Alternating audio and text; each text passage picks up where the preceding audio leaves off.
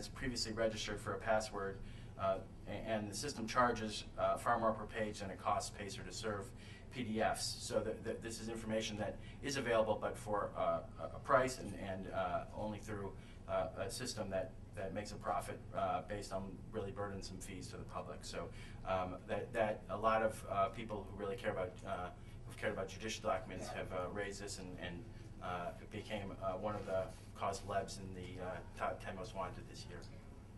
I think we're going to, because we really are running late, open this to questions from the audience. Let me just add one quick thing, which is that we did try to talk about some of the things that we were optimistic about this year, and we did that 10 years ago as well, where we tried to show things that were on the right path.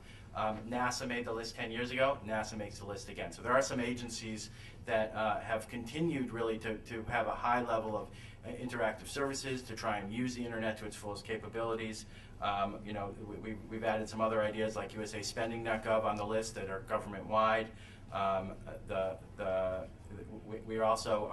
We have this new category that we call not there yet, but we're optimistic, which is data.gov, recovery.gov, and the release of the OLC memos, the Office of Legal Counsel memos on torture, which was actually one of the highest vote getters, and while we were in the middle of the process, the White House released. So we are, I do want to add that the report is trying to capture some of this optimism as well about where things are headed. Right, and we encourage you to read the whole report.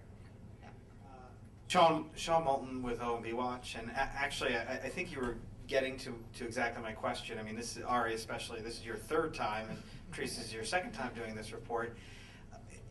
With the emphasis now on open government and transparency, especially from the administration, but with the increased attention that Sunshine Week gets every year, do you have higher hopes this time than before? I mean, you got, I think you said, Ari, you got 4 of the original first 10.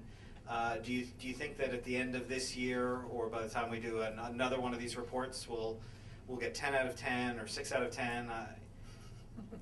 Well, I do hope that it raises the profile on some of these, some of the lesser known things. You know, one that that I knew a little bit about, but not enough to put it on our original list, was state Medicaid plans and waivers. But it's something that the people in the healthcare community care a lot about, and it turned out someone added it very late in the process, and it got a lot of votes for being so late in the process. And you know, I think raising some of those issues will get attention.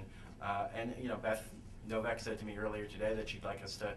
She asked me for a copy of the report and wants us to send it to them. So I think that that's a you know, a great sign that people are listening to the report, and that we can keep this going.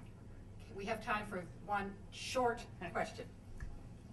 Yeah, my name is Li Yang. My short question is really for the ongoing, continuing basis of the data, which is really should be systematically looked at, investigated. And that means including the connection of all agencies from local to federal.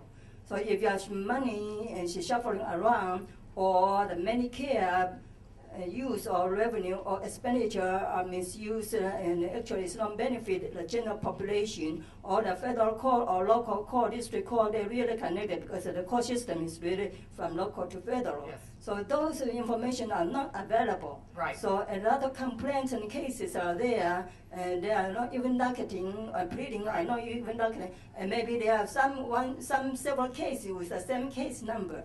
So I would like you really, based on these complaint cases and at the administrative level and a higher level, put them all together. Okay.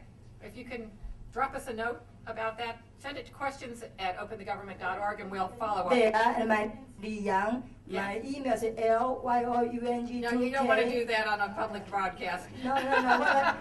What I mean is I would like to work with you. This Okay, is good. important for 30 Yes, years. thank you. We'd like to thank all of our sponsors, including and especially the Center for American Progress, and of course all of you, our live and remote audiences, and our panel of guests for joining us today. I apologize to any folks who didn't get to ask questions. A more open and accountable government at every level is up to all of us. We invite you to join us in our work. OpenTheGovernment.org again has set up a venue to continue this discussion. Open Government Directive at google.com. We invite you to join us there. Thank you very much.